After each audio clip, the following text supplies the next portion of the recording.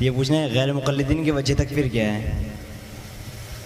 وجہ تسمیہ غیر مقلدین وجہ تکفیر وجہ تکفیر جی اچھا مجھے سنے آیا پہلے وجہ تسمیہ. یہ انہوں نے تھوڑا سا جو سوال پوچھا شاید آپ لوگ نہیں سمجھے. بیٹھ جائیے آپ. غیر مقلدین کو کافر کیوں کہتے ہیں، یہ ان کے سوال کا مفہوم ہے.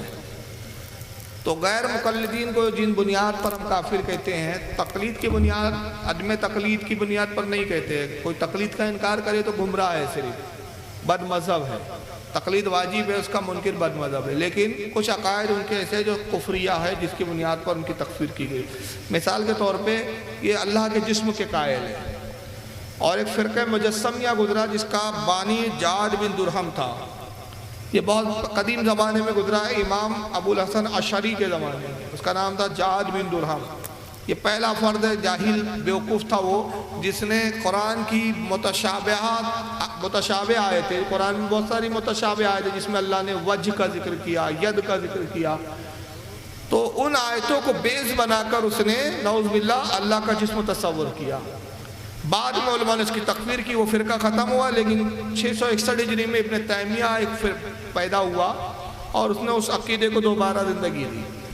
تو ابن تیمیہ چونکہ کچھ بے بنیاد دلائل رکھتا تھا تو اس وقت مناظرے ہوئے اور اس کو گمراہ اور بددین قرار دیا گیا.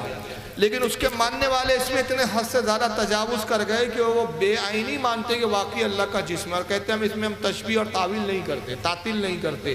ہم حقیقتاً اللہ کے ہاتھ کو ہاتھی مانتے، اللہ کے چہرے کو چہرہ ہی مانتے، اور یہ مانتے کہ ہم اللہ عرش پر بیٹھا ہوا ہے. اور دلیل میں وہ آیتیں پیش کرتے ہیں جو متشابہ آیتیں ہیں، جس کے بارے میں قرآن خود کہتا ہے کہ اس کا مفہوم جو ہے اللہ رسول کے سوا کوئی نہیں جانتا، اس پر صرف ہمیں ایمان لانا ہے. تو جیسے کہ مثال کے طور پہ سورہ یونس ہے، سورہ یونس کی آیت اللہ فرماتا ہے ان ربکم اللہ الذی خلق السماوات فی ستۃ ایام ثم استوی علی العرش. اور وہی تمہارا رب ہے جس نے 6 دن میں زمین و آسمان پیدا کیے اور پھر عرش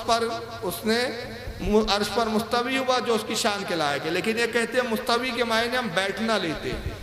تو وحید السما جو غیر مقلدوں کا بہت بڑا علامہ گزرا، اس نے ترجمہ قرآن میں واضح طور پر یہ لکھ دیا کہ 6 دن میں زمین و آسمان بنائے اللہ نے اور عرش پر بیٹھا، یدبر الامر، اور دنیا کا انتظام وہیں بیٹھے بیٹھے چلا رہا ہے، عرش پر بیٹھ کے چلا رہا ہے. تو یہ جسم کے قائل ہے اللہ رب العزت کے، نعوذ باللہ.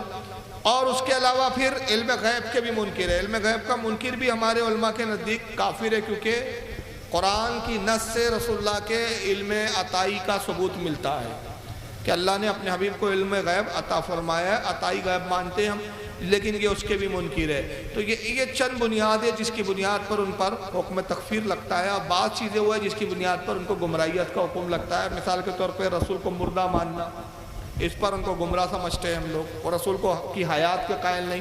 کہتے ہیں قبر میں بھی حضور مردہ ہے معاذ اللہ، جبکہ قبر میں انبیاء حیات ہوتے ہیں. یہ صحیح حدیثوں سے ثابت ہے. تو اس طرح کے بہت سارے عقائد ہیں ان کے. اب بلکہ یہاں تک ہے کہ ان کا بانی جو اس فرقے کا ابن تیمیہ، اس نے یہ تک لکھا نبی کی حیات کے انکار میں کہ حضور مر کر مٹی ہو چکے ہیں. اور بعض جھوٹے صوفی یہ دعوے کرتے کہ ہم رسول کی قبر پر گئے، سلام کیا تو حضور کا جواب آیا. جیسے سرکار غریب نواز کے واقعات میں ہم نے پڑھا ہے اور ملتا ہے کہ غریب نواز جب بارگاہ رسول میں حاضر ہوئے، سلام کیا تو جواب آیا. حضرت شیخ احمد سید رفاعی رحمۃ اللہ علیہ ایک بہت بڑے بزرگ گزرے غوث پاک کے زمانے میں. ان کے بارے میں تاریخ کی کتابوں میں معتبر روایتوں میں موجود ہے کہ شیخ احمد سید رفاعی رحمۃ اللہ علیہ جب بارگاہ رسول میں حاضر ہوئے، سلام کیا تو جواب آیا. تو ایسے بہت سارے واقع. علامہ عبدالرحمن جامی کے بارے میں آتا ہے کہ وہ روضہ رسول پر گئے، سلام کیا، حضور کا جواب آیا. اور بلکہ بعض بزرگوں کے لیے یہ بھی آیا ہے کہ حضور با نفس نفیس قبر مبارک سے باہر تشریف لائے، جس میں اعلیٰ حضرت کے تعلق سے بھی ہمارے علماء نے بیان کیا. لیکن ابن تیمیہ کہتا ہے کہ یہ جھوٹے صوفی ہے جو یہ دعوے کرتے ہیں کہ ہم قبر پہ گئے، سلام کیا، جواب آیا. تو کوئی سلام کا جواب نہیں آتا، بلکہ وہ شیطان ہوتا ہے جو نبی کی قبر سے سلام کرتا ہے، جواب دیتا ہے. اور کہتا ہے جو لوگ دیکھتے ہیں کہ حضور قبر سے باہر آئے، ملاقات کی، مانکا کیا، گلے ملے، وہ محمد نہیں ہوتے بلکہ وہ شیطان ہوتا ہے جو محمد کی شکل میں آ جاتا ہے. معاذ اللہ، استغفر اللہ. اب یہ صریح حدیث کے خلاف ہے، کیونکہ اللہ کے نبی نے فرمایا کہ اللہ نے شیطان کو یہ اختیار ہی نہیں دیا کہ میری شکل اختیار کر سکے، لیکن اس نے اپنی کتاب الوسیلہ، کتاب الوسیلہ میں یہ ساری بکواسیں لکھی ہوئی ہے۔ تو یہ اس طرح کے بہت سے عقیدے جس میں سے بعض کی بنیاد پر گمراہ بددین قرار دیا گیا ہے اور بعض کی بنیاد پر ان کی تکفیر اور ان کو کافر قرار دیا گیا ہے۔ واللہ اعلم ثم رسول